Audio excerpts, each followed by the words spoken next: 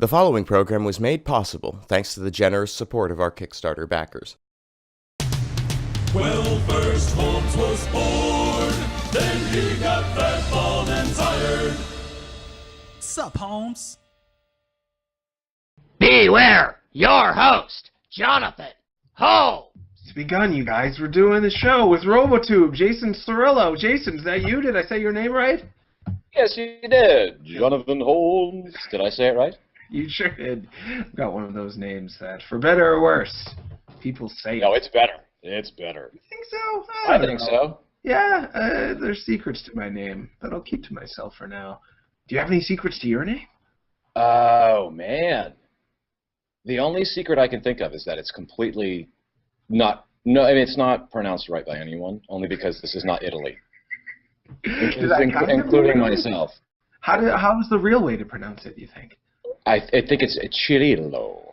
Really? Yeah, because in Italian, CI is more like a cheese. Oh, that's right. Delicious. But we're just Cirillo's fine. Everybody in the States is Cirillo. All the Sure. Cirillos are Cirillos, as far as I know. You are the Cirillo. You're the only Cirillo I know. Really? We've met in real life once before, PAX, and I've played your games for a while. You were RoboTube for a bit, and then you kind of got absorbed or married to, depending on how you look at it, adopted by Gaijin Games, which I is think it's all those things, yeah. absorbed, married, adopted. Yes. Which is now Choice Provisions, formerly Gaijin Games, and Minivisions is the label. Am I doing this right? Yeah, no, that's very nice. I think, yeah, Minivisions is kind of like, it's a label. Sometimes we call it our Skunkworks division, and it's just a place where we have some fun, you know, like we come up with weird ideas all the time. Like, and Woah Dave is not anywhere near the weirdest of ideas that we have come up with. But we have all kinds of just like little things we want to try, and we're like, it'd be fun if we did this little, you know, wacky idea that we had, and because they're constantly coming, like we have a database of just tons of games that we want to someday make, you know, and Woah Dave was one of them, and Minivisions is the place where we do it. It's like, okay, this is a game we can make in a few months, let's just do it, and you know, charge a few bucks for it, and you know, see what people think. So because we're always, you know, I mean, we're working on Choice Provisions has always got a couple of really big games going on, and there's always a lot of irons in the fire here.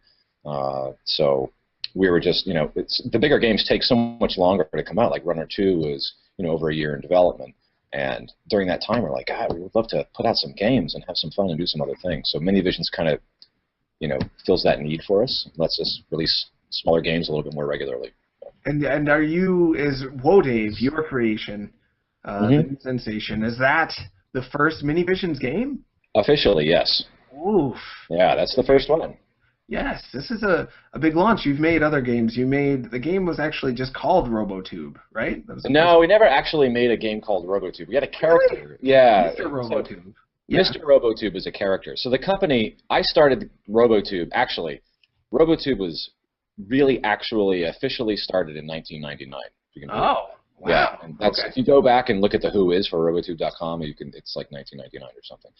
And at the time, there were not a lot of web games, like Flash games and stuff, and I was like, man, it might be kind of cool to make some games, you know, on the internet. And so RoboTube Games initially was founded for that, and you know, just one thing led to another. Then we started doing mobile games. We did games for like Nokia phones and. You and who? How big was RoboTube? We were 3 people. Around 2004, we were 3 people. We were located on the East Coast at the time, and we were really, at that time, we were doing mobile development, and this is before the iPhone. So things were really different and miserable. I mean, it was awful. It was a nightmare. It was financially, creatively, it was awful. Then the iPhone came out, but by that time, we were getting ready to kind of just stop, you know, the whole RoboTube thing, and we had developed some pretty neat ideas, though. We had some good IP, so I hooked up with Mike and Alex like around 2008 or 9, and kind of just started hanging out with those guys and doing some work with them, and now here we are. Not the normal path to this kind of success. Yeah, it's been a long, weird path, for sure. Lots of perils and pitfalls along the way. Yeah. Speaking of which, Woah Dave, how autobiographical is the experience of Woah Dave? Constant danger, trying to just get a few pennies here and there. I don't know if it's autobiographical. I mean, it's been a long time since I've run outside in nothing but a pair of blue pants and thrown eggs at people. But I mean, no, it's not terribly autobiographical. Maybe it's more based on observations than it actually is autobiographical. But yeah, I mean, I don't think I've ever really done anything like Dave has done. But myself. you felt like, I mean, maybe I'm projecting, but when I play the game, people who don't know, you are a little, to me, innocent being. You just seem like this babe in the woods in a world, and you don't know what the heck is going on. Nobody's explaining anything to you. And then eggs and skulls fall from the ground, and you're like, I guess these are my tools for life. And you grab a skull, and you're like, this guy's pretty cool. And then you blow up. Right. Dave is a good man. He is. He seems like a good... Yeah. He's a well-meaning man, I think. Dave is not... I'll clear that up. Dave is not a bad man. He means well. But these Cyclops, I think aliens, are after him. They grow from eggs. They do. One to help him unless you play two-player mode, and even then they're competing against you. So what are you supposed to do? You just want to stay alive.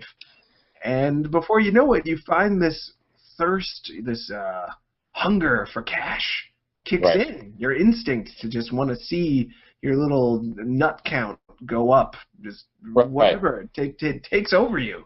Before I know it, I don't even care about if I live or die. I just want that money. You need those pennies, right? You know, there's a story to Woah Dave, and it's kind of open for interpretation. But let's be honest. It's a very simple, very fun, but very simple little arcade game. And the story is it's a loose kind of a thing that kind of hangs on the game, and some people want to look deeper into it, and some people don't. And I think that's the beauty of old arcade games like that. It's like if you look at, any old arcade game, what is going on in these games? Like, what is seriously, like even Mario Brothers, not Super Mario Brothers, which Dave is very heavily, unapologetically, influenced by. What's the story? Like, the original, there was no Super, there's no princesses. When that came out, it's like, what is going on? Like, there's just a guy with a mustache, and but really? And there's turtles, and the turtles kill you, and then there's just like, what do you call it? Little icicles and stuff. It's like, what is going on? Sure. The world can be frozen by the icicles in the pipes. Yes. You have to uppercut the floor, knowing there's a crab. Right, uppercut the floor, dude. Get that crab. You will never again. You'll never again say uppercut the floor. Although, everyone watching, I challenge someone to start a line of T-shirts that just say uppercut the floor. It would be so rad. Because that's maybe the best thing I'll hear all day, uppercut the floor. But yeah, old arcade games, they just... Oh, no, you were saying old arcade games, yes.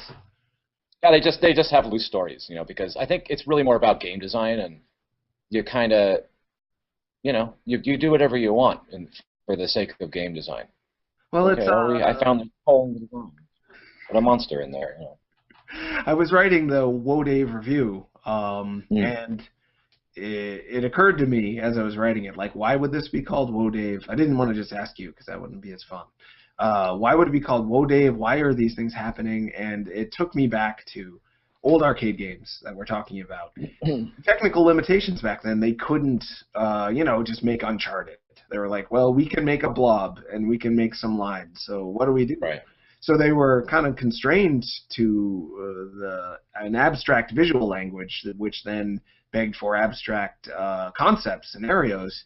Right. And I also noticed with classic games, classic arcade games, they often just have names that are fun to say, but nobody knows what they mean. Like Fast Eddie, I mentioned in the review. Like, why is he that fast? He's a chubby I don't know if you've seen Fast Eddie's box art. Oh, I have. I know. I know. I thought those little guys that were after him were Fast Eddie, but apparently Fast Eddie is just a chubby, mustached man who's like ready to go to the 1920s beach. He's got like a 1920s man's swimsuit on. Yeah. And he's just running from jerks trying to find love, I guess. Aren't we all, though, Jonathan? Aren't we all? Well, this is how these very abstract games is so easy to read into it and be like, this is the story of my life, even though it's just. But for in those days, it was technical limitations. Yeah, totally. With Woah Dave, my imagination was like, well, I'm not rich. I'm not Activision. I can make a game in like a month. What am I going to do? So the limitations are different, but I had to imagine that it was in part the limitations that helped inspire Woah Dave to be what it is. Mm-hmm. Yeah. It's, I mean, well, the limitations you speak of, we don't have those. We don't have the technical limitations anymore.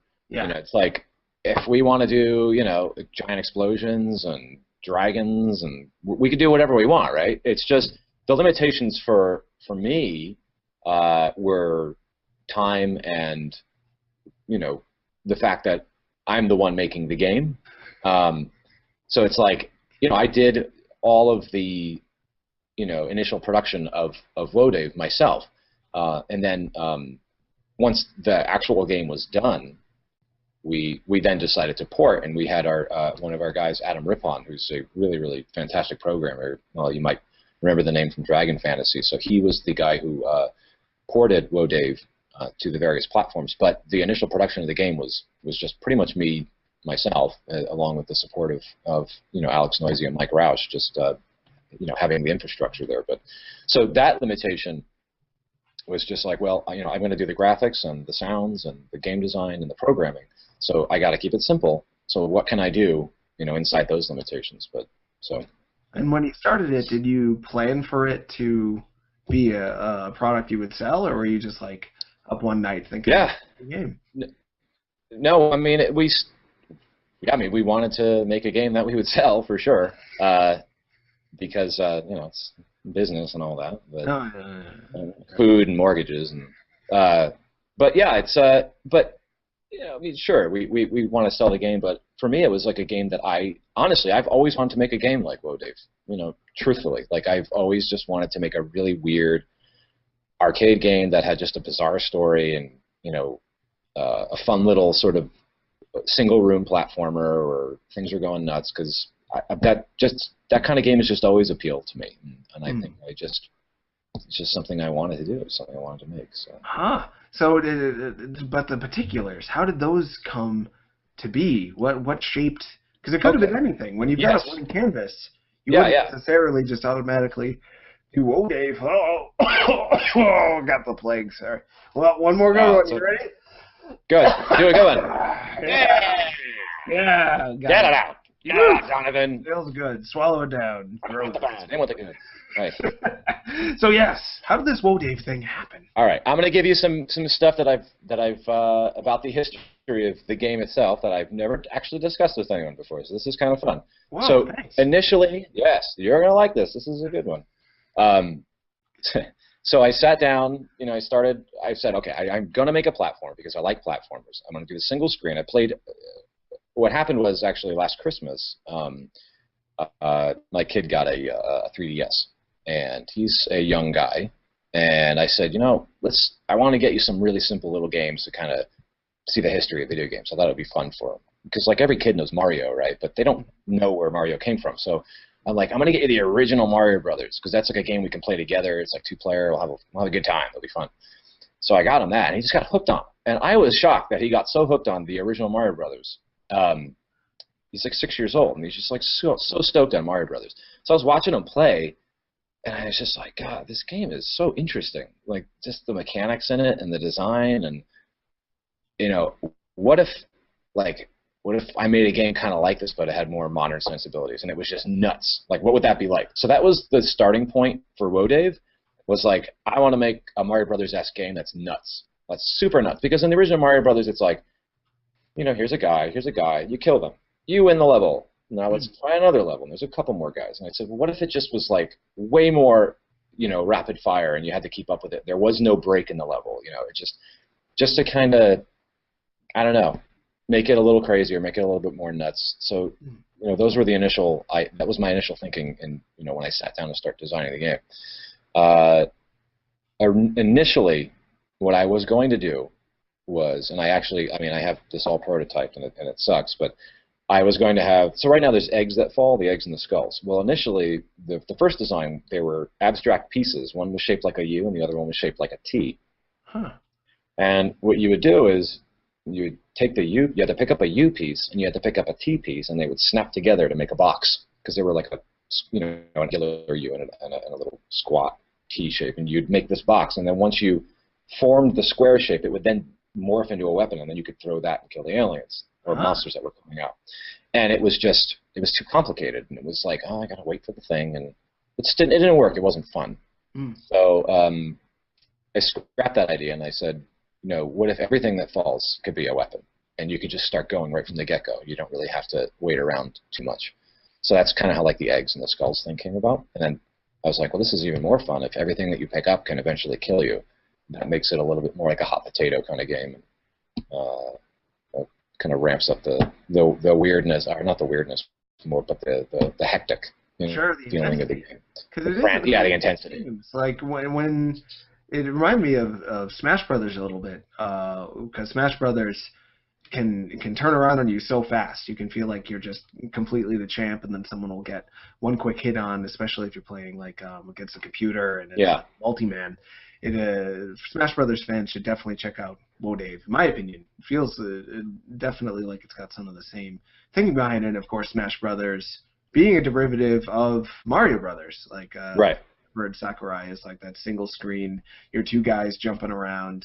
That's true, yeah. Yeah, so they all share similar DNA. But what makes Woah Dave so different to me is the amount of different ways you use simple, seemingly one-dimensional tools to do all of these different things. Like you think, the green guy going to the bottom of the screen, that's what I want, because when he turns into a red guy, then I'm going to be able to kill him for more money. But when he turns into a red guy, he rockets to the top of the screen, which makes your top part of the screen, which you think of as safe, unsafe. Right. So where am I safe then? Well, you'd be safe if you killed him before he got to the bottom of the screen, but then you make less money. So then, all these little... it's classic risk and reward. Yeah. Right. You say it like it's obvious. Not everyone can think of these things, you thinker. You thought of some stuff. I don't know. It's mostly just stumbled into a bunch of mistakes that kind of ended up working out all right, I guess. I think a lot of game development goes that way, to tell you the truth. I think a lot of people just try stuff. They throw a bunch of stuff at the wall, and some of them are mistakes. And then you're like, ooh, that's fun. That works. Let's keep that. So, and there's a lot of that in Woah Dave, I think.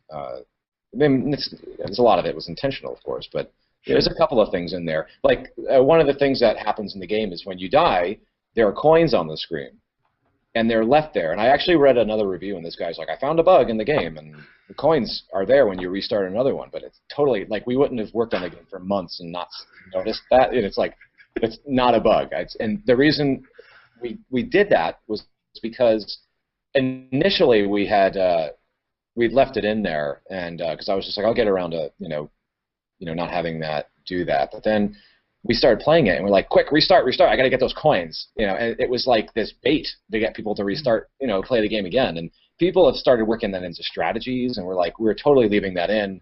This is a lot of fun. So, I will admit that sometimes things might start out as bugs, but you take them, you learn from them, and you develop them into things that are good. And that's like one of those things, I think, the leftover coins, for example. Huh. I meant to work that into the review, but writing reviews is kind of hard if your intention is to, you can imagine. I've been doing it for a little while now, 7 years or so, but I still haven't gotten it down.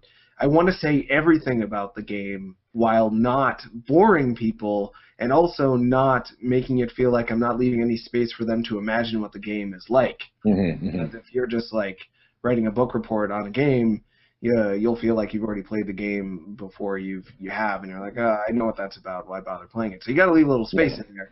But I really wanted to say how smart I thought it was to make it so you can die and then start a new game, but all the coins are still on the screen. Because when you screw up in Woah Dave, and you will really bad, and just You will. this game is ruined. I thought I was good at this. You can still kind of eke out some profit from it by deciding on your last life, just kill everything on the screen and then suicide, and then start a new game. Just start with an extra quarter or so. Yeah. That's the only way I ever got through it. Yeah. It's something that. And then you feel like you're smart for figuring it out. You gave people a lot of opportunities to feel like they were smart instead of just doing what they were told to do. Like if you had done a big tutorial being like, do it this way. Yeah. Yeah. Very little tutorial at all in Woah Dave. There's no tutorial at all. And that, again, that was a decision that that took a lot of, there was some debate on that, and it was kind of a tough decision. But I think in the end, we went with no tutorial because that is the way games used to be. And I'm not saying it's better or it's worse, because video games have learned a lot over the years, right? And I mean, there's a lot of things that they do better now that they didn't do very well in the past. Sure. But I feel like Woah Dave is so simple, and part of the fun is figuring everything out. So I said, because we brought the arcade machines to PAX, and we brought them to numerous shows. Like, we've probably brought Woah Dave to the game itself to probably about 10 different conventions and shows. And we've sat there and watched people walk up to it and play it, having never, ever played it before. And 9 times out of 10, people figure it out within 2 or 3 quick games. They got it. And we're just like, you know what? Just let people figure it out. I don't want to insult their intelligence. And I just think that that's more fun. Because there's only a couple of things. There's like 2 or 3 rules of the game. And then the rest is like, you're going to figure out the little tricks and the little secrets and the little this and that. And I just figured I'm just going to let them have the fun of discovery. Sure. And it's pretty hardwired into the game design, I think, that as you play, you think, oh, well, it's just a simple arcade game. I've seen everything there is. And then suddenly something you would have never seen coming, such as UFOs or your floor having been dissolving the whole time, and you think, that's such a sneaky jerk move. People don't realize it at first, and they're like, what's going on? There was a floor down there before. Yeah, it's very slowly going away. Yeah, such is life, isn't it? It's true. It's so much about the passage of time. What's the longest you think someone could, that you've seen anyway, survive in one Woah Dave game? Because there's no lives. There's no. Yes. Yeah, good question. Yeah. I'm going to tell you.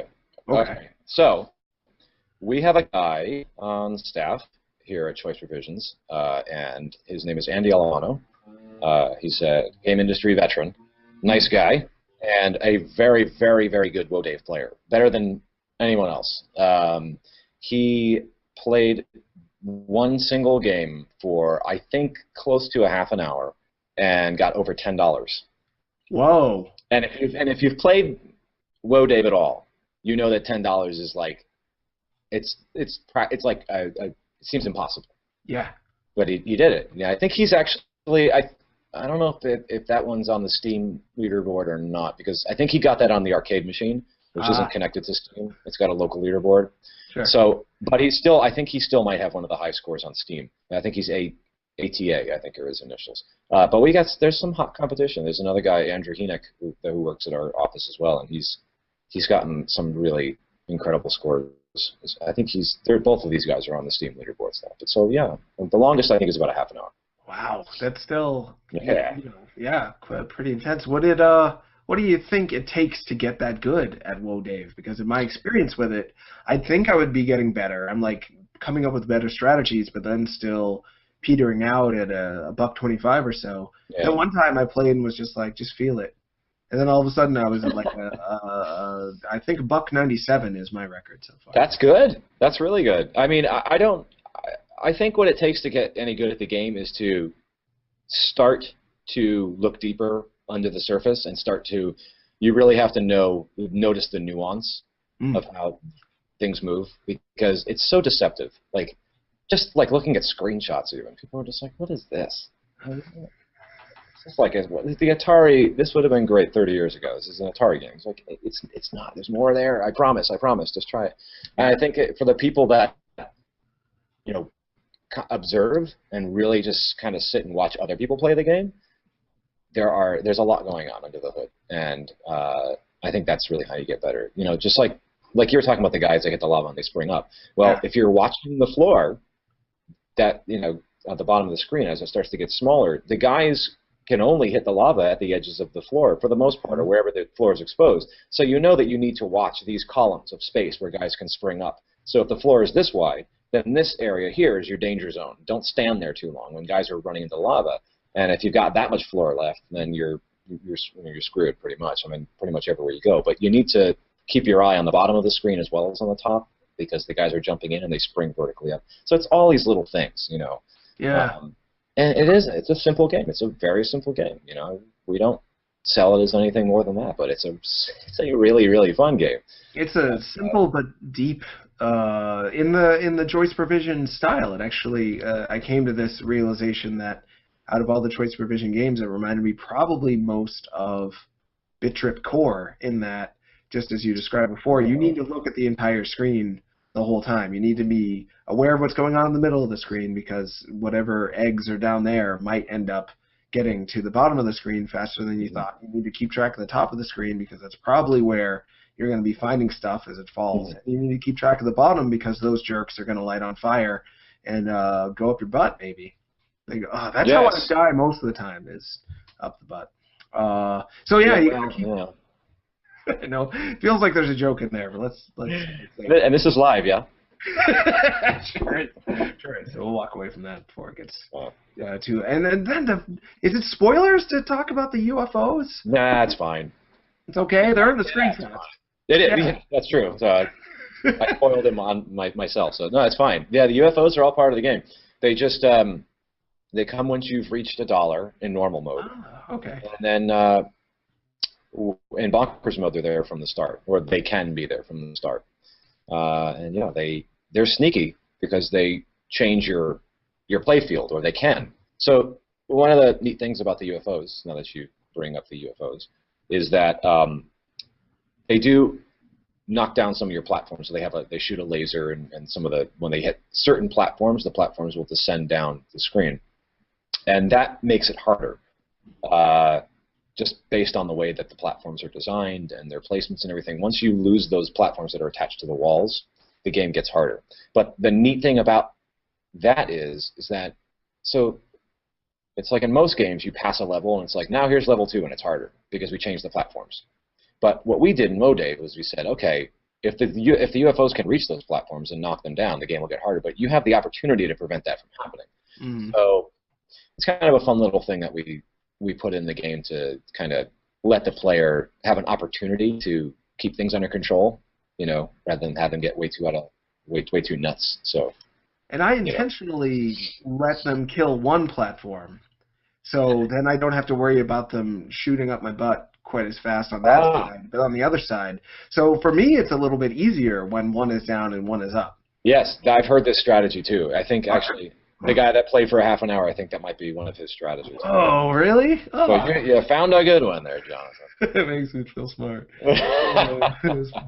Well, I want to. There's certainly more to say about Woah Dave, but I don't know if you can talk a little bit about choice provisions in general, because this is the first choice provisions conversation I've had since the name change. Were you a part of the name change? Do you know what went into the thinking behind the name change? You know, I think we just got to a point where, you know, we were growing a lot, and you know, we were just. I think it's like something we kind of grew out of. I guess is maybe the best way to, maybe the simplest way to put it. Sure. You know, it's like we just felt like Gaijin Games. The name didn't really reflect like really who we were anymore, and our personalities, and you know, there was.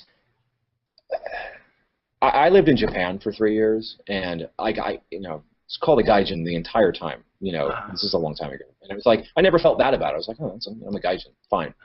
You know, and it never offended me. I mean, it's a very common. No, it was never said to me to be offensive. Like some of my closest friends there would just use it in conversation. Like, but we are aware that there are some people that feel like it has a negative connotation.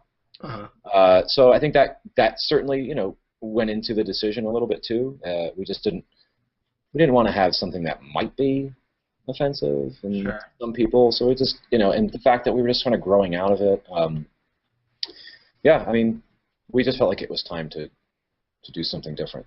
And it's such a different company than it was when it started, as far as I know. It was Alex, Noisy, Mike Rausch, and Chris Osborne, if I remember correctly, at the start. And now it's Mike and Alex being the founders still there. And then like you and Dan Rambo and like 20 other people, you're this kind of gigantic, or at least larger thing. Well, we're growing. We've had some really great successes with some of the games that we've put out.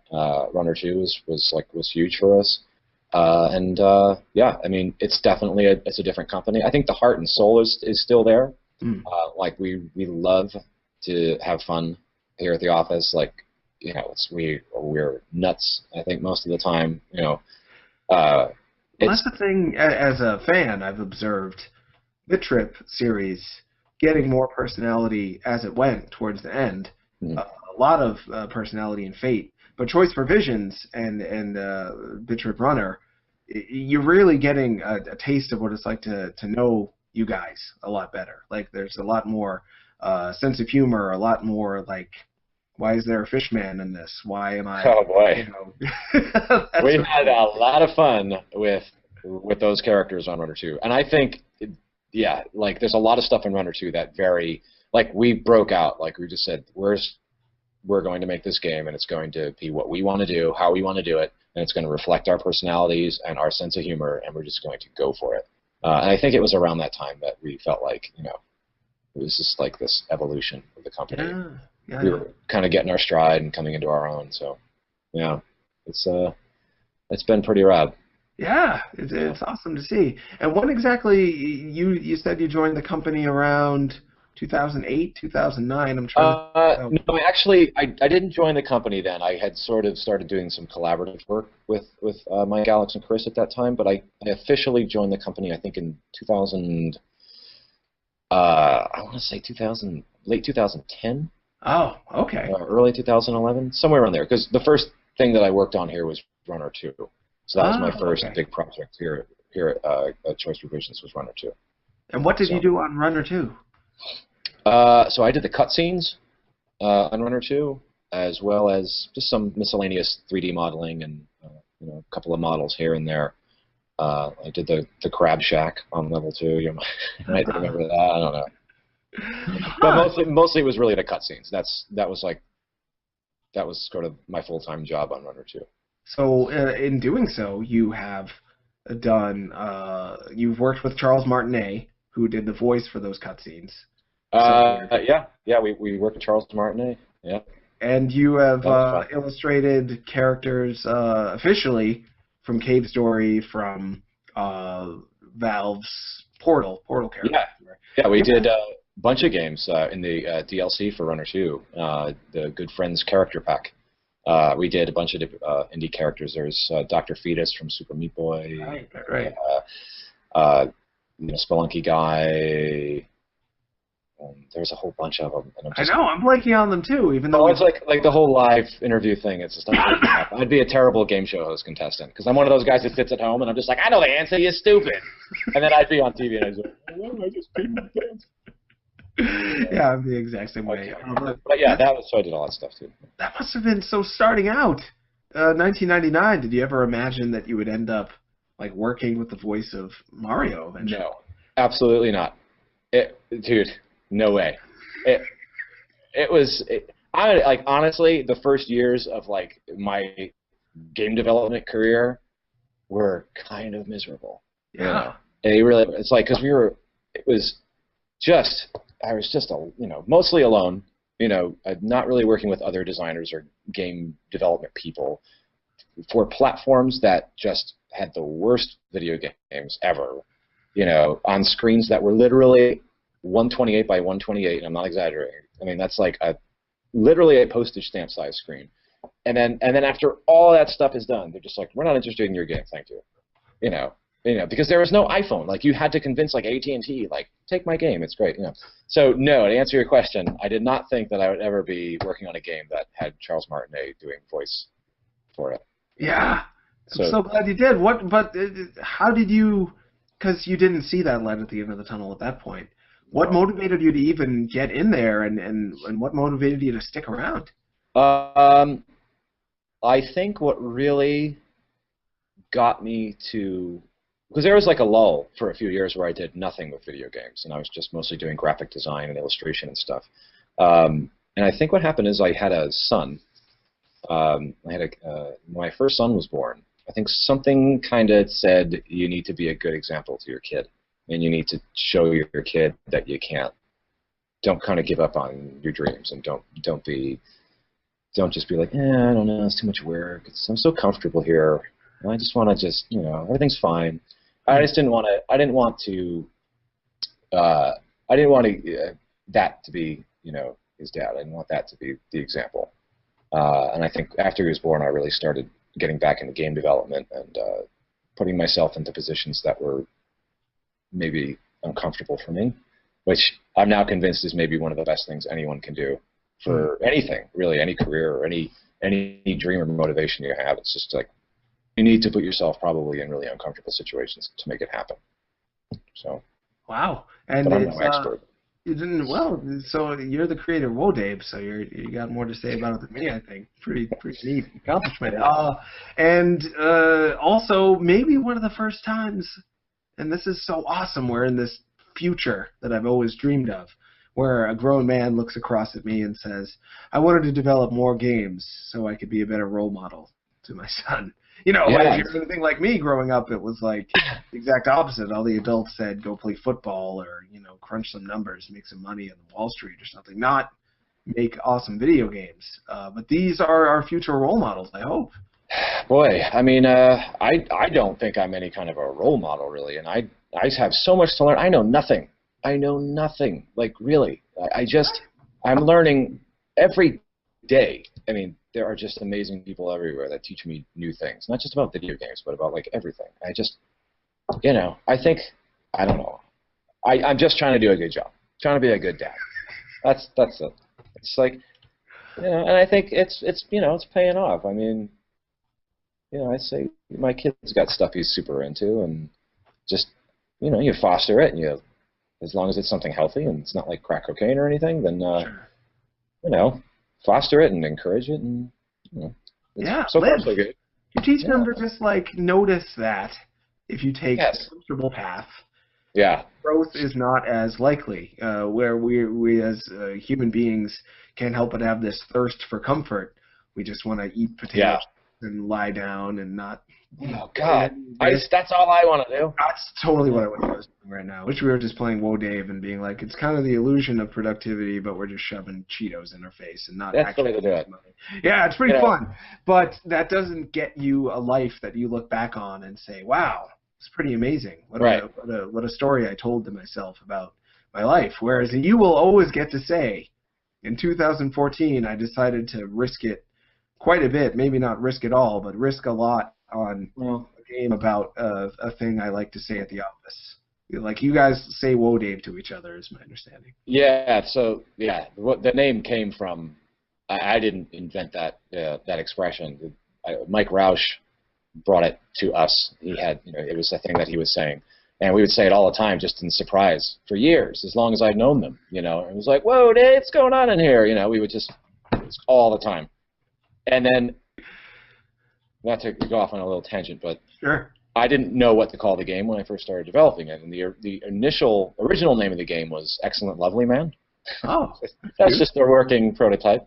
Sure. It's just something silly. And then I was like, I'm not going to call it Excellent Lovely Man. That's silly. And just one day I looked at Mike and Alex, and I was just like, what if we called the game Woah Dave? And they were just like, oh, yeah, we should totally do that. So it became Woah Dave, and Dave became Dave. So... it kind of fit. Like, it just fit because it's just a little guy and he's just going nuts. Like, oh, yeah, throw shit around and there's aliens. It's like, whoa, Dave, just whoa, what's going on in here? So it kind of just fit.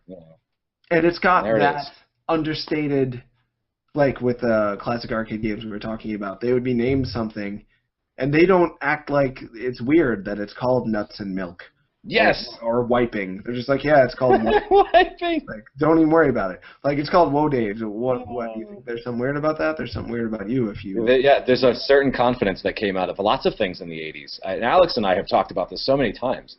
The 80s were so rad because people just did what they wanted to do. Yeah. And it's like, this is a song about Mexican radio, and I'm going to make it. It's going to be about eating barbecued iguana. Sure, all of Devo. It's just like, why did that happen? Yes, What right. was the precedent for that? Like, guys... Did what they wanted to do, yeah. They sure did. And I assume they still do what they want to do now, but there is this idea in video games and music and movies that there's this set path you need to stick on. You can do whatever you want to do, but if you want to make money, you have to stick to the path and follow the precedent and make a sequel, make an adaptation of a popular comic book hero or whatever. There's very little of this, well, you can make mega millions off of Woah Dave or Devo or something that came out of the blue. But I wonder if that can change. I wonder if there's a way to... Boy. I mean, you'd think Minecraft, I talk about this like almost every episode. You'd think people would be like, oh, I guess that's the way to make $1 billion is to just do something weird. But there's very few people trying to copy that way of thinking in the AAA publishing, from what I can tell. And indie devs only have so much reach most of the time. So even the big ones never get as big as Call of Duty or what have you, with the exception being Minecraft. So I wonder if there's a way to break through that.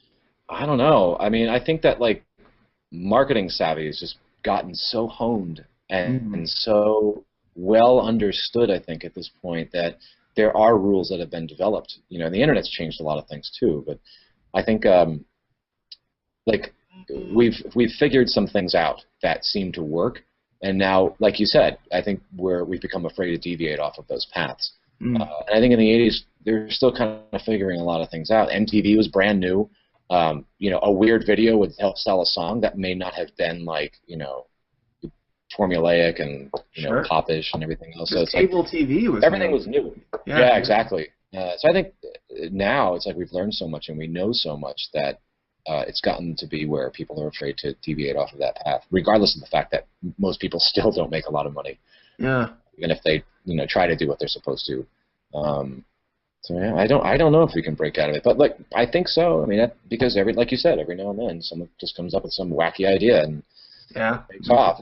I think taking risks is still one of the best things that anyone can do. You know, the hardest, you know, and it's not a guaranteed payoff, but I mean, living a little dangerously. It's probably, you only get one chance at it. You gotta see what your actual personality is, and you can't find out what that is unless you're willing to try putting it out there and see how it feels, see what happens. Yeah. Totally agree. We figured it out. We got the That's it, man. We got it. We should go into business. Just make a marketing firm and we'll just tell everybody, just do whatever you want. Actually, I can pitch, this might be a fun time to pitch this game idea I had last night when I was very sick. I'm still about to cough, so I was feeling terrible. I'm going to drink a beer while you cough. You do that. I was drinking tons of tea, trying to write news stories for Destructoid, just no ideas coming out of my brain, just like, the game looked fun. No, that's not a good sentence. Just use that sentence over and over again. And I'm like, why don't I just make a game called Fucks Breakers? What am I doing here writing for Destructoid? I should be making Fucks Breakers. F-U-X. Yeah. Fair. Yeah. That's good. So far, so good? Yes, you have my ear. Of your game. I did not give Woah Dave a perfect score. So that's fine. I've set the precedent that you can now criticize me right back with Fucks Breakers. I want to hear more about Fucks Breakers. Well, I think that a game about crystals has huge money-making potential. People love them. And when they break, have you ever broken a crystal? Not really. Yeah, but you've seen it on TV and maybe in video games. Yeah, I think so. In video games, for sure, Yeah, it sounds awesome. It does. Like the crinkle of the... I can't do it, but you get it. Yeah, you're envisioning it. So, Fucks Breakers. crystals are all over the place, and there's little babies made out of them. And the king, who is also seems to be made out of crystals, and the crystals thing, just between you and me, it's also a way to get away with just doing low polygon count graphics, because that's all. So everyone will be shiny and transparent, and the king is like, hear ye, crystal fucks are back. And everyone's like, yeah, there are cherubs everywhere. How about that? And it was like, I love it. And then a demon goes, kanda hodo hodo da da, blah, tiger. And all the cherubs, you're still with me? All the cherubs turn into black light tigers that are no fun. People are like, no. So the mysterious drifter has to rescue all the black light tigers and turn them back into crystal cherubs with his fucks. His crystal fucks. Okay. You're still with me. Wait, is fucks a word? I have to just ask. Am I missing that? Is that a real thing? Should it be? Is it now? It could be. I think it is now. It's one of those things that as long as you don't put a KS at the end, it's not a swear. Right. Yeah. Like, there's a way to say shit, and it's not a swear. I think you have to, like, put a CH at the beginning. Yeah, like Mr. Shit is a guy. His name is spelled S-C-H-I-T-T. It's no longer a swear. Same. Same with fuck. Mr. Shit. Mr. Shit. That could be your spokesman. I think you should make the game, and you should do commercials like, "Hi, I'm Mr. Shit. I'd like to tell you about a game called Fucksbury." Who knows? Oh, yeah. I think you're onto something here. Probably not.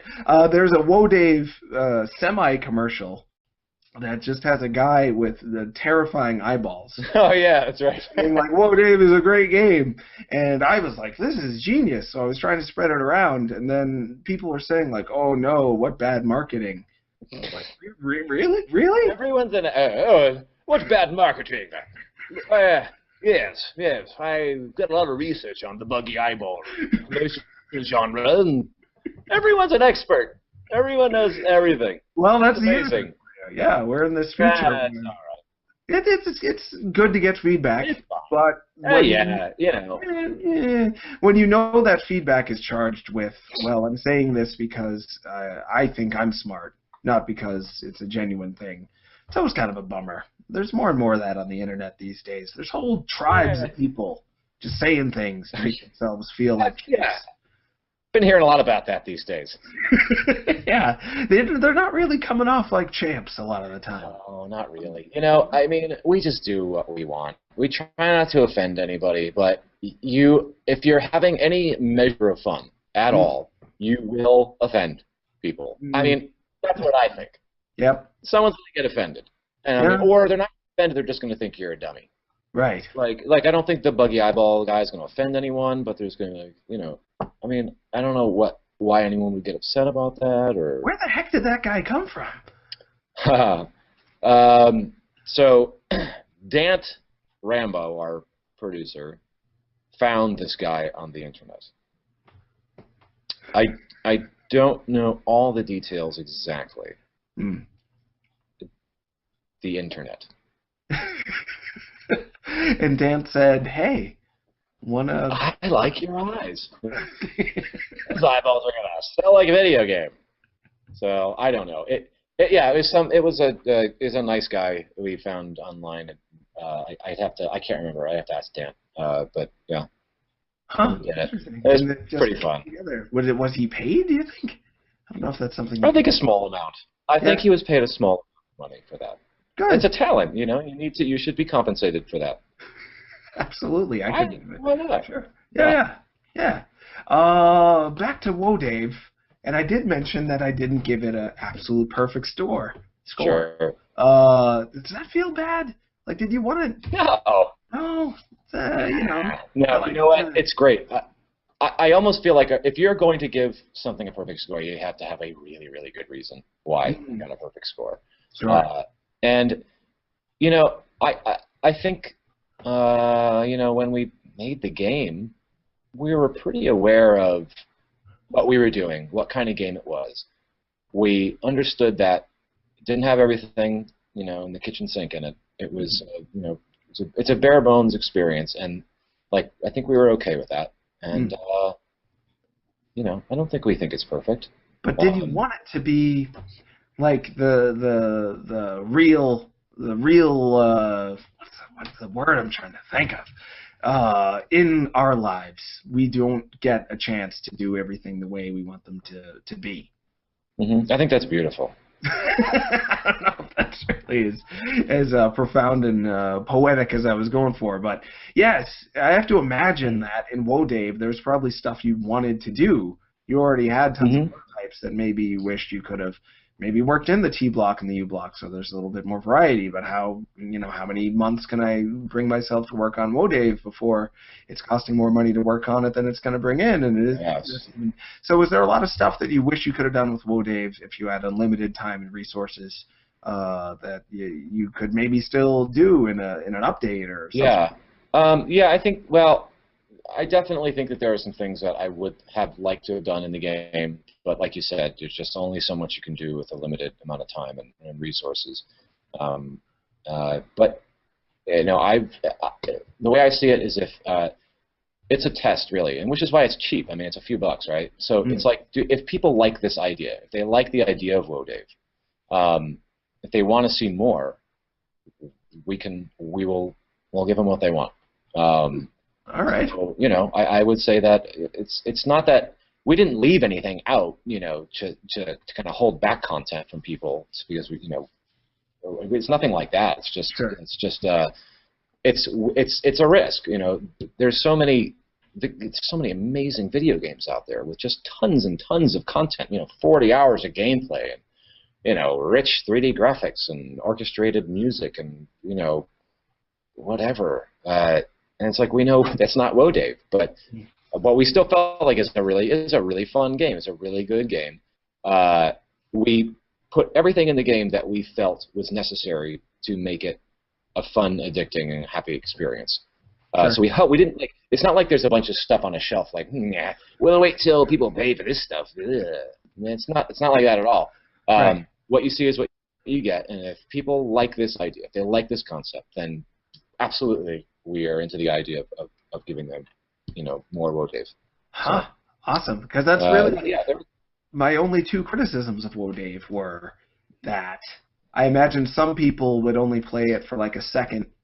And like when I first played it, because I thought about it for a while, we met earlier this year. I loved the name. I loved the concept. I loved everything. I'm like, I'm going to love Woah Dave. And then I got it, and I played like 2 matches. I'm like, uh-oh, maybe I don't love Woah Dave. Like, I just killed those guys with the eggs.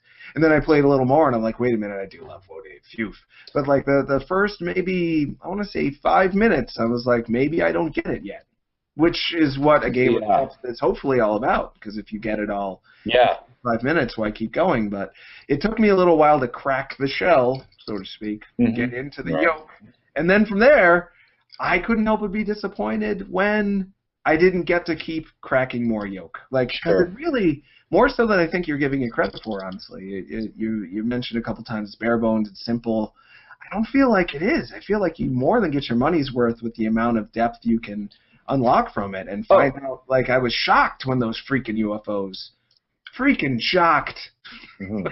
Well, no. When I say it's bare bones, I think that the game is an incredibly deep game, gameplay-wise. But when I say bare bones, I just mean like there essentially is one level, right?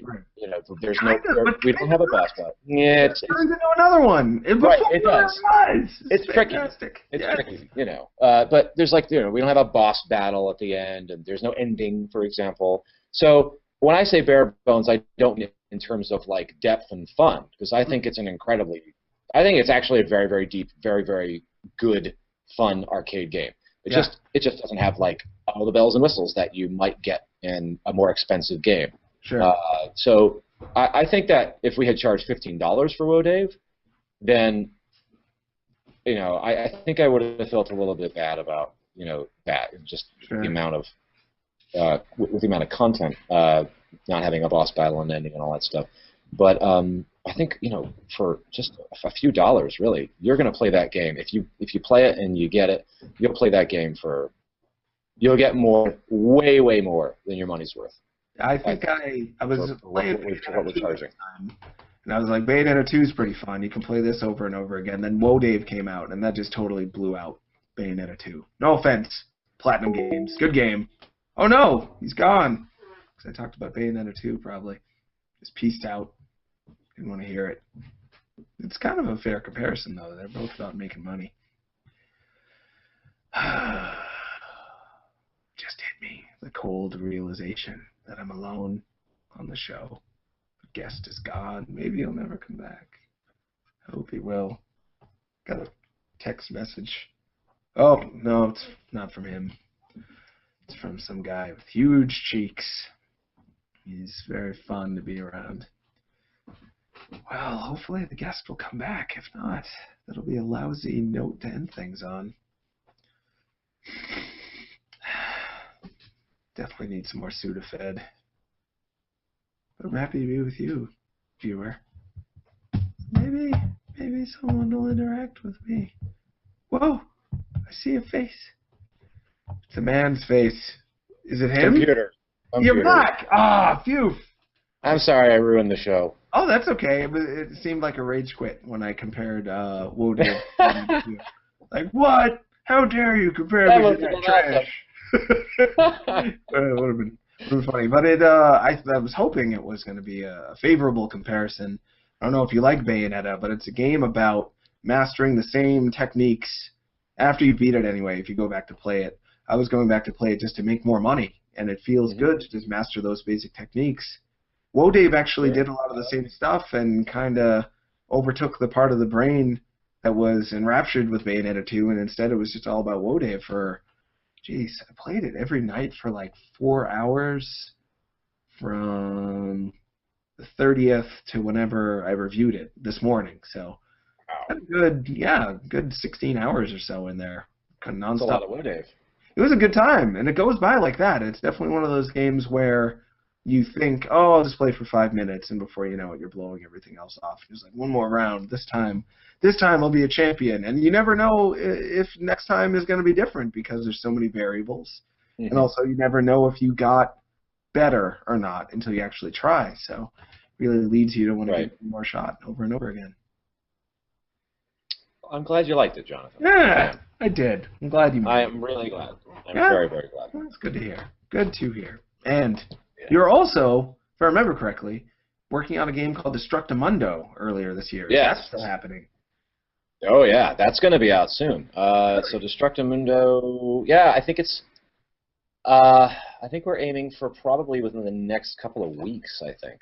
Really? So we're going to we're coming out of the gate, 2 Minivisions games, one right after the other, yeah. So I'm thinking I have a little bit of work to do on just some little couple of screws I need to adjust on the Steam version, and then so it should be out on Steam and iOS. I'm hoping within a couple of weeks. No guarantee, but that's like the focus right now. Wow. So from the ground up, tell us about Destructimundo. All right. So Destructimundo it's a puzzle game. I think that's the best way to describe it. But it's a very weird, unusual puzzle game. So it's a game about chain reactions. Now I have to tell you, I have to admit I've never played every extra extend or is it E3, E4, something like that. Yeah. I've never played it. But the people that had played Destructimundo, lots of people like at PAX were just like, oh, this totally reminds me of every extend extra or whatever. And I was just like, oh wow, okay.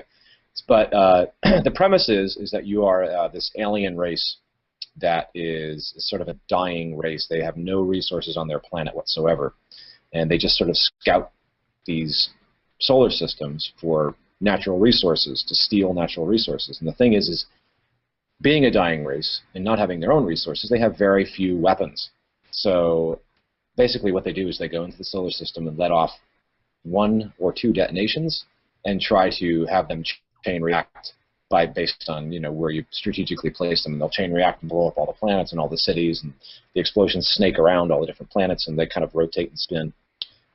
So the goal of the game is to blow up an entire solar system with a single detonation to perfect the level.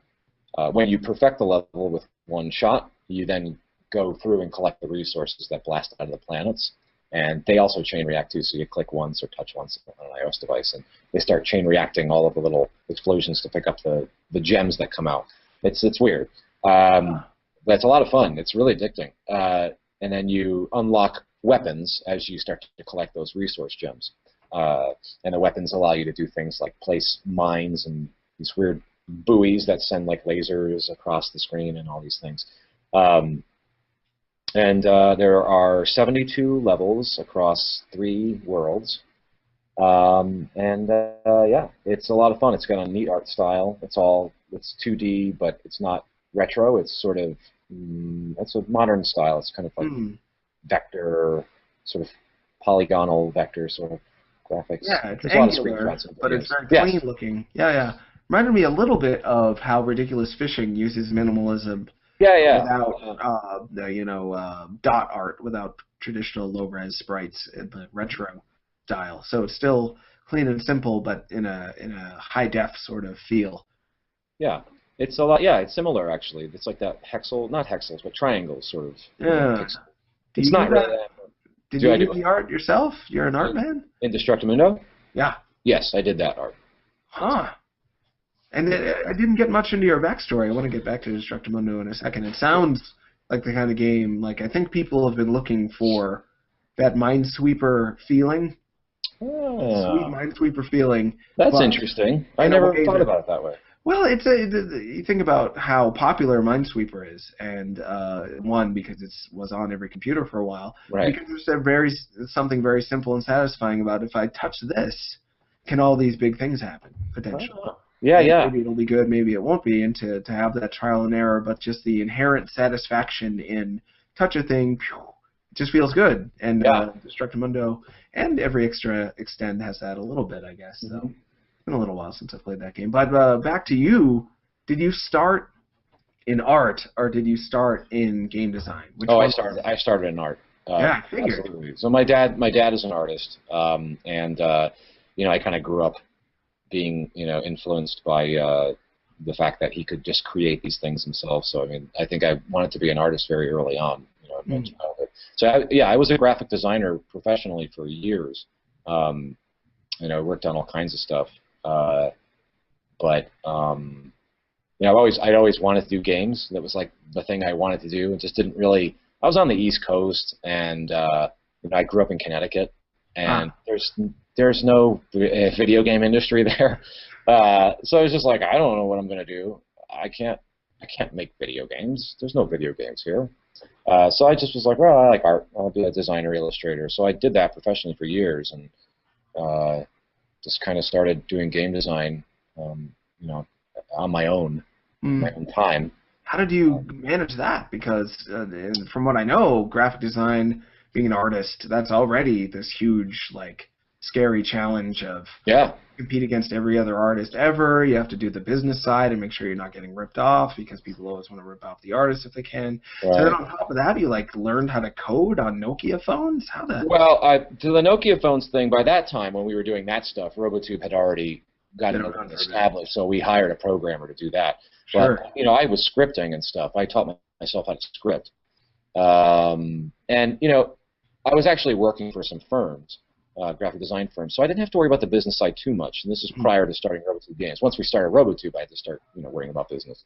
But yeah, when I was doing graphic design, it was just like do my day job, and then stay up until 3 o'clock in the morning, learning how to do this stuff and figure it out. What do you think was motivating you? Was it the idea that there's this undiscovered country you can eventually break into and be a part of? Was it past games? Did you have past games you held up on a pedestal and thought, if I could only make that someday, that'll be the dream come true? Was it a little bit of both? Man, I don't know. I don't know if I had games that I put up on a pedestal so much as I think I had this idea of a lifestyle in my head of so I've always loved video games. I've been playing video games since I was 5 years old, so it's that was just a part of my life. And I love them so much, and I think it was more I just want to do this every day and have it be my job. you know what I mean, and get paid to do it, and just have it be my career, and just I would never have to go to work again because this is like I'll be just making video games and it'll be the best. I think thoughts like that kind of motivated me to just somehow try to make this happen somehow, somewhere. I just, I just started it on my own and shopped it around, talked to people, a lot of talking to people, networking. That's a big part of the game development, game business, publishing, and creating. You have to talk to people. You do. People don't realize that. Yeah. That's something you've always enjoyed, talking to people? Kind of. Good thing. I used to be a radio DJ. I did that for like a year and a half or something, 2 years. Really? Yeah, what, a college station, local station, big station? Well, it was a college station, but it was also like very commercial as well. Huh. So it was at I didn't go to Yale University, but it was actually Yale University's station. Huh. So I worked there. I did a really late night show, and I think we got thrown off the air. Well, in heaven's name, why would that happen? Well, I'm a guy who likes a good fart joke, Jonathan. And Yale University, they don't like fart jokes maybe as much as I do. But you were on late at night, and they're all... Yeah, people were listening. Wow. It wasn't like, they didn't like send in the SWAT team and throw me out on the street and stuff. It wasn't like that. It was just like, they were like, you can't do that. And I'm just like, well, I don't want to do this anymore because this is how I do it. And, I don't know. It's not as dramatic as that, really. But the radio, as far as I know, people don't listen to the radio oftentimes for not fart jokes. Like 50% of why radio happens. Yeah, I mean, it was not just the fart jokes, maybe. There's probably, probably other kinds of jokes as well. It's a stupid blip on in my past. It's just a thing I did for fun, But it answers the question. Yes, I like talking to people. I get a kick out of it. I think you're very good at it. You've got I'm not surprised to hear that you had done radio because you've got a certain cadence and a deeping finding that right tone. Whatever gave you that idea, Jonathan? Would you ever want to do voiceover work on your own stuff at this point or somebody else's stuff? Because there's a lot of people just teaming up weirdly with each other. I'm going to be in a new video game called Lisa. Yeah. It's a guy's world. What if there was no women? What would that be like? I'm going to be one of the men. I'm not getting any money for the game. I didn't help make the game, but you talk to people in this world, and before you know it, people are teaming up on stuff. And it's not like I really know the guy who's making it. He's been on the show, and that's kind of it. But there you go. That's awesome. It's very fun. I'm in another game called Devil's Dare. I only met that guy once. I'm just in the background, but I'm a zombie in it. It's very strange. That is amazing. Yeah. Wow. That is so rad. I'm stoked. Oh, as you say. But I guess my long-winded point is people in this part of our culture, the larger American culture, there's this little part that we're all in, and we all tend to end up meeting each other at least once. And we sometimes end up liking each other pretty quickly, and before you know it, we're teaming up on things. Yeah. The littlest ways. Do you see yourself ever doing that? Is there anyone outside of Choice Provisions that you would be like, I would love to do voice acting for that person, or I would love to team up with them on a thing? Anyone come to mind? It's probably a long list, but I mean, I'd love to be involved with anything having to do with Nintendo. As I love Nintendo. We all grew up with it, so it'd be fun to do something with Nintendo. And it's a huge thrill for me, actually, to have Woah Dave on the 3DS. It's the first game that I made that's on a Nintendo platform, so I'm just super excited about that. So, I think it would be fun to have an opportunity to work on a franchise that I kind of grew up loving. I have always had a very, very special spot for Space Invaders, because it's the first game I ever played as a kid, and I just think it's the most brilliant game, and it's so iconic and just so incredible. I love it, and I would love to do something for a Space Invaders game. It would be a lot of fun. That would be exciting. I mean, I mean, that's just in terms of game development, like voice overs or anything like that. I don't know. I mean, Yeah. it'd be cool. Anything, sure. I did the voices in Woah Dave. So, Oh, you did? yeah, I was sick for like a month and a half. I had a really bad, gross, snotty thing going on for like a long time, and I was really, really sick when I was developing most of that game. And when I did all the voices, and we crunched it down to make it sound like a speak and spell, but like every time I hear it, I just remember I have a flashback of just being like, I can't take it. It's like it was awful. And for people who don't know, Woah Dave, it doesn't have a ton of voice acting, but it starts off with "Whoa, Dave." Yeah. And when the clock comes down, it says that. Yeah. And then when you die, I don't know what he's saying. Oh, that's if you get the high score. It goes, sweet. There's a thing. Yeah, and when you die, doesn't he say, "Oh, come on"? Or something? Oh, no. So there's Woah Dave, there's sweet, and then, at the two-player mode. Oh, right. After the horn goes off, when the time runs out, it goes, you guys need to take it easy. That's right. Yeah. I'd love to see you do a Space Invaders game. That'd be awesome. I have one on my desk right here. Space Invaders Extreme, I think it's called. Oh, that's the DS one, right? Dude, this is a rad game. Yeah, I love it. It's a good one. I think they made two. They did. Yeah. And the one I seldom played, I've heard it's really good, though. I think it's called, like, Infinity Gene or something. Do you remember this? Space Invaders themed rhythm game. They did, Infinity Gene was, I think it was iOS and Xbox, I think, got a release. If I'm not mistaken. To get that. It was a good game. Yeah. Absolutely. I would like to meet the guy who created Space Invaders. That would be a thing I'd like to do. I want a photo op with him. That would make my day. I think he would be happy about that at this point. I'm finding more and more that these developers who are no longer... Well, first of all, they were in the industry when it wasn't that much bigger than... It wasn't much of an industry, yeah. Yeah, it was barely anything. There's probably more people at Choice Provisions than there were people who worked on the original Space Invaders, I'd imagine. So yeah. They've come from this time when they've seen this industry blow up and they're looking at it thinking, where do I fit into this? And then when they find out that they still mean a lot to people, tends to make them pretty happy. Yeah, I would hope so. Yeah, I'd hope so too. We got a few questions in. Excuse my sickness and my cough. Kev asks, aside from where, I don't know about this question, Kev. Maybe it's my sickness speaking, but I don't understand the verbiage here. Aside from where do I get a Woah Dave t-shirt? What do you plan for your next game? I guess that's two questions. It seems like two. Or something larger in scope. We talked about Mundo a little bit. Yeah. But you said there was a long list of Minivisions games.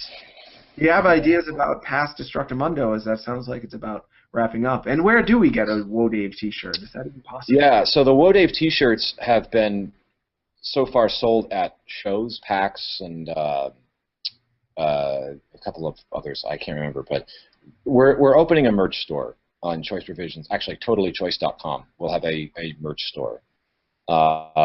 And you'll be able to buy them there. It's in development. It's been a little slow going just because of all the projects we have going on. So yeah, our website will be a place to get a Woah Dave t-shirt.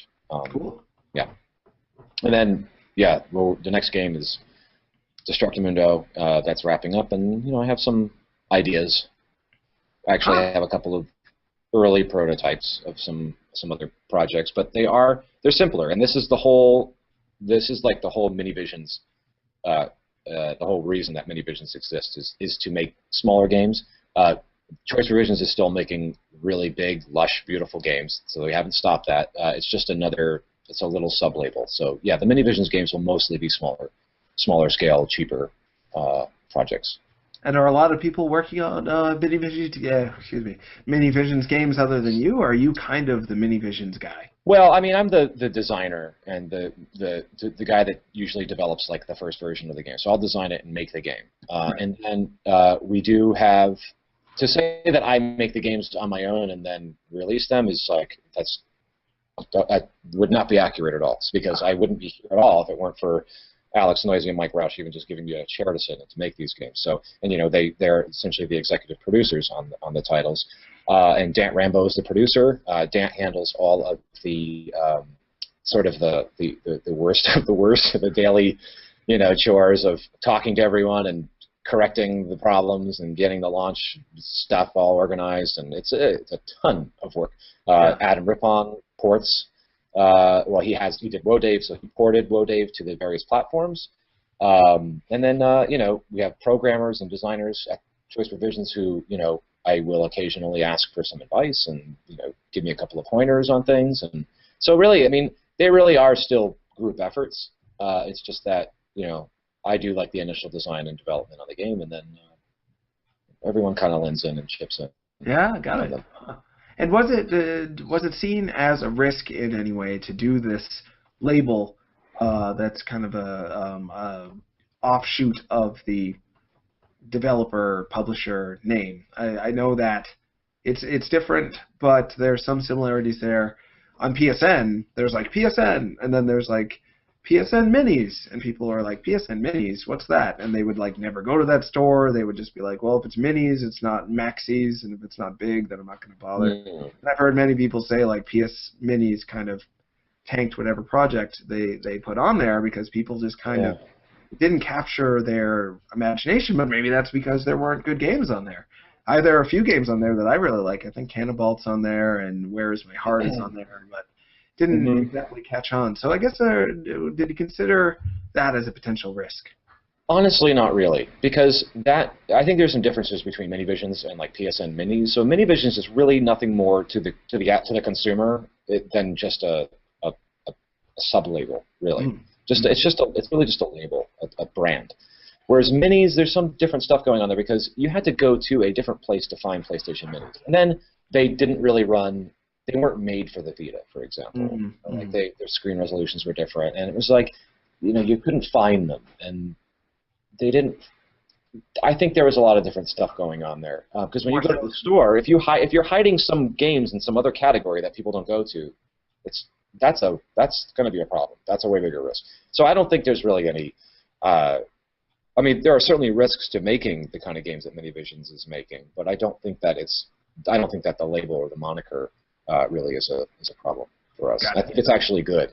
I think it helps us because it says that this isn't going to be like a 40-hour experience. This is going to be. Gosh darn it! I just can't help it. This is my fear talking. The place of fear. It's probably irrational, but I'm afraid someone's going to be like, "Well, I don't want a Minivision. I want a Maxi Vision. I want the biggest." But no, there's a lot of vision. Yeah, no. Dave. It's not a small. It doesn't feel small. There's not a lot of stuff in there, but the stuff that's in there can be arranged in so many different ways. A huge amount of potential for the kind of time you can have with it. Yeah, I mean, that's a great point. I think that's really smart. I think that it's still Choice Provisions. I mean, even when it's published by Choice Provisions, it's essentially developed by Choice Provisions. It's just, I mean, I work for Choice Provisions. They're made here in our office. It is a Choice Provisions game. It's just that it has this little label on it. Yeah. So, I mean, we wouldn't have made and published and released Woah Dave if we didn't think that it was a really good game that stood well alongside the classics that we developed, like Bit Trip Beat and Bit Trip Runner and Runner 2. I mean, we like good quality stuff here, and we wouldn't have released it if it wasn't.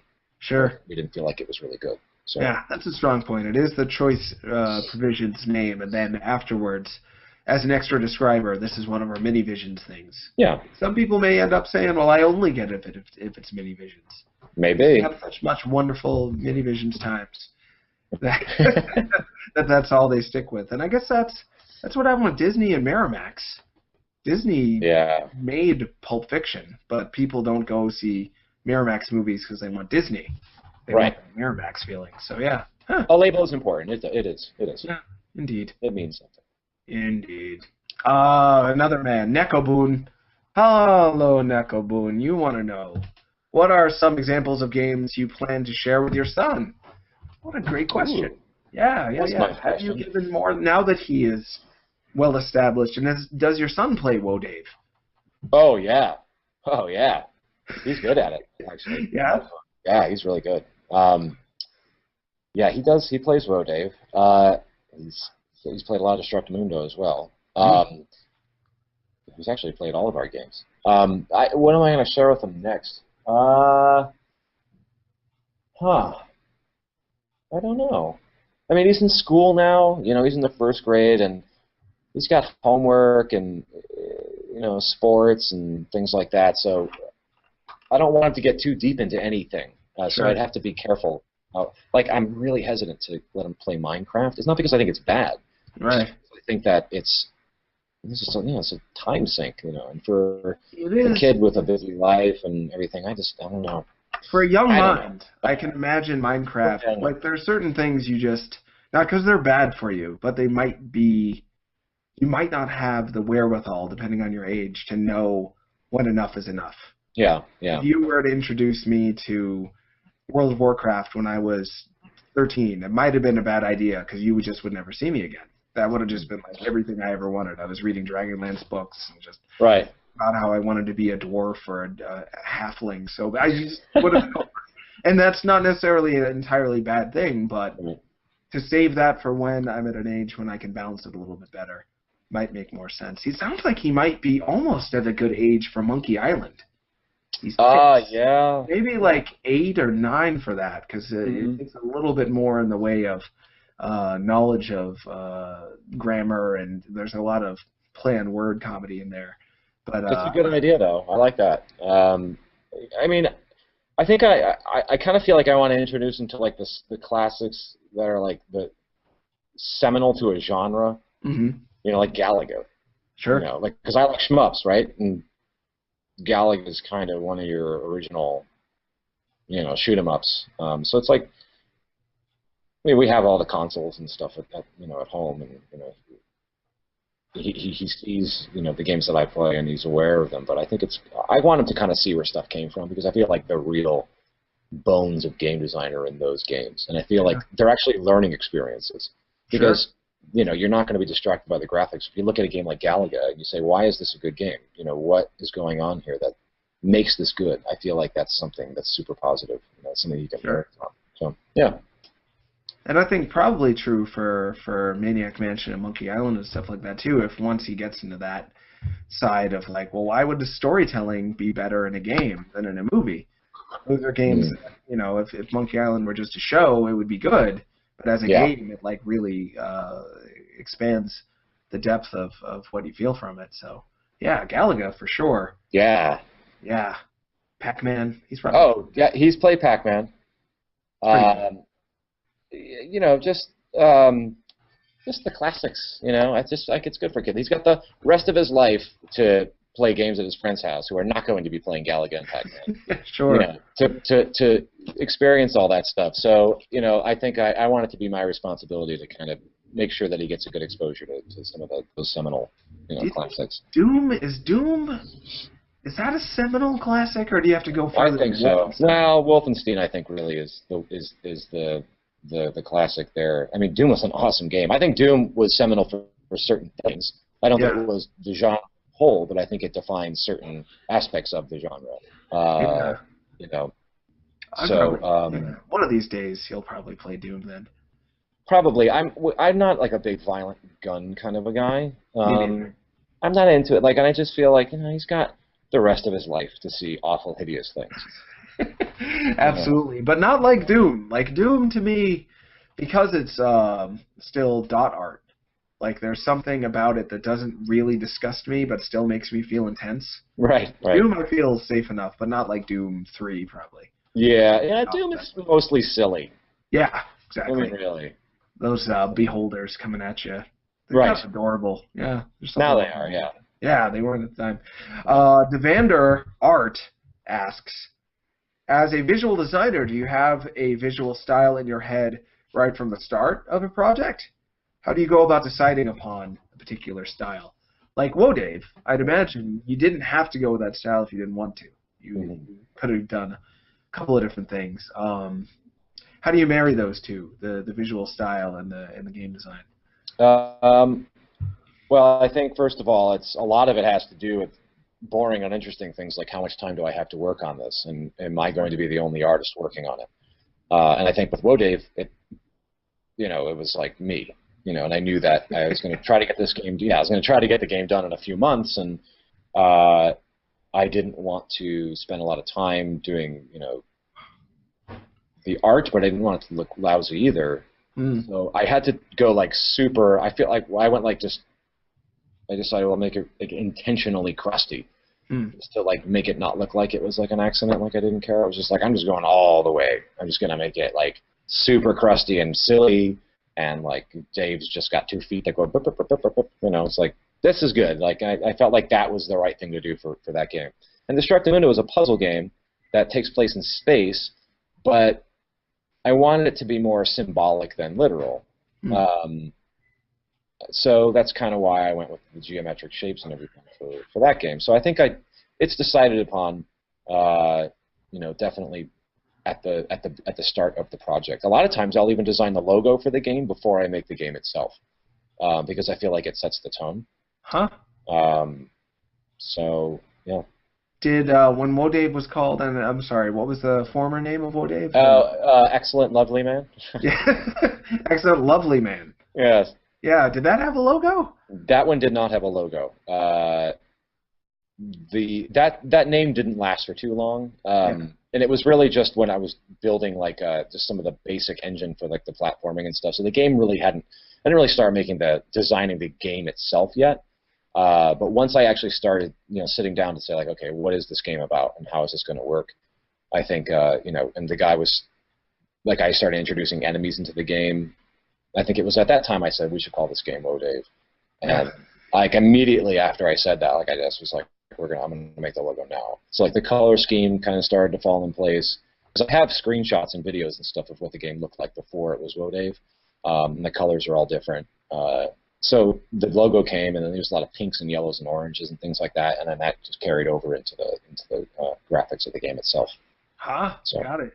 Yeah. And there's a lot of art in Woah Dave. Like again, it's one of those things on the surface. When I first played it, I'm like, I hope that's not all there is to it. When I only see one screen, I think, well, that's all I'm going to end up seeing. But the backgrounds change. When he dies, suddenly there's a city there, and there's like pedestrians hanging out, and you had to design every one of those little pedestrians. So there's a lot in there. I want to know why there's a city there. I want Dave to be in the city. I want to know about his city life, because he's in the city only after he's dead. Yeah. Only when dead, and then back to life. He's like, no, back to the dream. Just like, what are the Cyclopses doing next time? Where's some more money? Yeah, Dave. It's a mystery. I know. He's an enigma, that crazy Dave. He's a real Twin Peaks man. He's a man of mystery, indeed. Yeah. I like David Lynch. That was one of my early theories, is that it's about David Lynch. Wow, that's fun. I like that. Because it's got that same, in that nonchalant surrealism, the way David Lynch is like, oh, of course there's, I don't know if you've seen Mulholland Drive. You've got old people coming. They're this big, and they just come after Naomi Watts. No one knows why.